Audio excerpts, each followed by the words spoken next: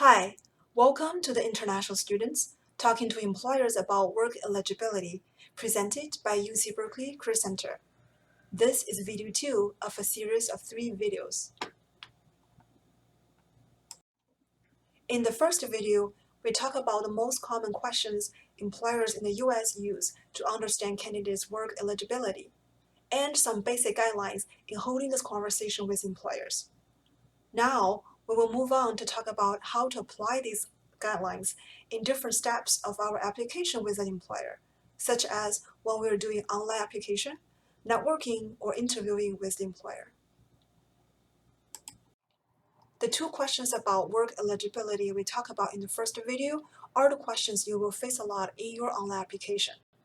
If you have employer questions that are different from the ones we talk about and you are unsure how to answer them, please check with the Career Center and we can help you. Besides the online application, you are also promoting yourself to the employer in other ways, such as networking with the employers at your school's career fair or company info session, or having an interview finally with your dream organization. It is much likely that the topic about work eligibility can come up during those times as well. So, how to handle it?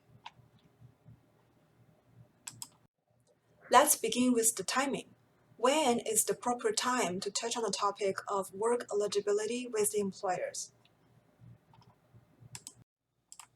First of all, there's no one right or perfect time for every student. This is a very sensitive question which needs to be addressed on a case-by-case basis. So make an appointment with the Career Center to talk about your specific situation if needed. Although every case is different, roughly we can put the situations into 2 types to help us navigate through the process. The first situation is when the employer asks you. We all know that during the online application, the employers will ask candidates questions about their work eligibility. It is also much likely that employers will ask these questions during other phases of the application, such as when they were talking to a student at the career fair or during their interviews, which can be first round or last round with the department manager or HR. Some employers will check about this through phone calls after all the interviews are done.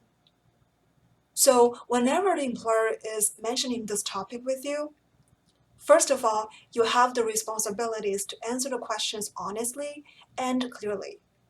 But at the same time, like we mentioned in the first video, try to strive for a conversation for you to educate the employer on the visa and the work authorization, deliver your marketing message, and answer any of their questions. The second situation is that you marketed yourself to the job, leveraging the opportunities given, such as career fair conversation or the interviews. And still, you're unsure about whether the employer knows you are international student standing and if they are willing to sponsor you. For this situation, it is okay for you to reach out to the employer and clarify this information. But make sure that you only bring up this topic with the employer after you grabbed every opportunity to sell or market yourself to the job, which can be during the last round of interview or after all rounds of interviews are done, or when the employer shows their interest in hiring you. Now, let's look at some sample answers to interviewers' questions around work eligibility. Hope this can help you have a better understanding of how to organize the language to answer these questions. Are you legally authorized to work in the US?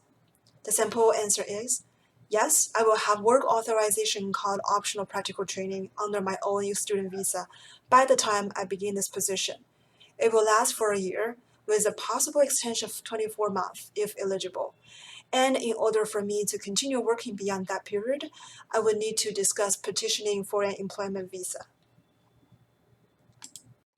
What do you mean an employment visa? We have to sponsor you? Well, in order for me to continue working at your company after OPT ends, I will need the company's assistance in petitioning for an employment visa, such as an H-1B. We can seek support from an experienced immigration attorney to file the petition. I can share with you more information and we can discuss this in more detail once an offer is extended. So to answer this question, remember to be realistic. Encourage the employer to seek legal counsel, and don't make any promises that you cannot keep or provide inaccurate information. Thank you for joining us for this video. Please also check out our other videos and follow us on social media. Thank you.